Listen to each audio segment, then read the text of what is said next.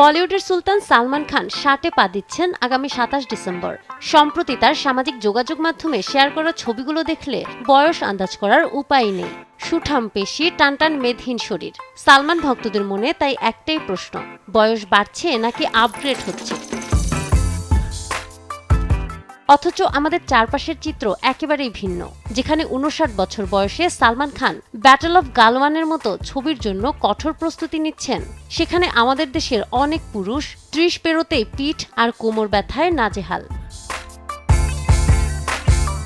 কেন 30-এই এমন বুড়িয়ে যাওয়া? বিশেষজ্ঞদের মতে বাংলাদেশে 30 থেকে 35 বছর বয়সী পুরুষদের মধ্যে কোমর ব্যথা, হাড়ের ক্ষয় ও মেদ বৃদ্ধির পেছনে রয়েছে কয়েকটি প্রধান কারণ।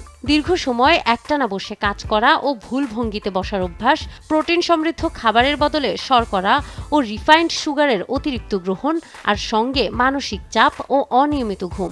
গোলসেন্স গ্রুপ আমার স্বপ্ন পূরণ করেছে। 5 তারকা হোটেলের অংশীদার আমি।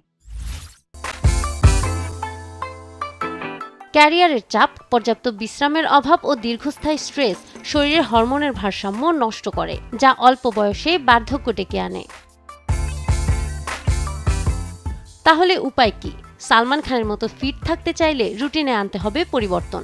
জিমে যাওয়া সম্ভব না হলেও অন্তত প্রতিদিন 30 মিনিট দ্রুত হাঁটা ও নিয়মিত শরীরচর্চা জরুরি। শুধু কার্ডিও নয়, হাড় ও পেশি মজবুত রাখতে হালকা স্ট্রেংথ ট্রেনিংও প্রয়োজন। খাদ্য তালিকায় রাখতে হবে ক্যালসিয়াম ও ভিটামিন ডি সমৃদ্ধ খাবার, দেশি শাকসবজি, ডিম। রোদের আলো শরীরে লাগানো ও পর্যাপ্ত ঘুমও ফিট থাকার গুরুত্বপূর্ণ অংশ। সালমান খানের ফিটনেস আমাদের মনে করিয়ে দেয় বয়স আসলে সংখ্যা মাত্র। এটা মূলত অভ্যাস আর মনোবলের প্রতিফলন।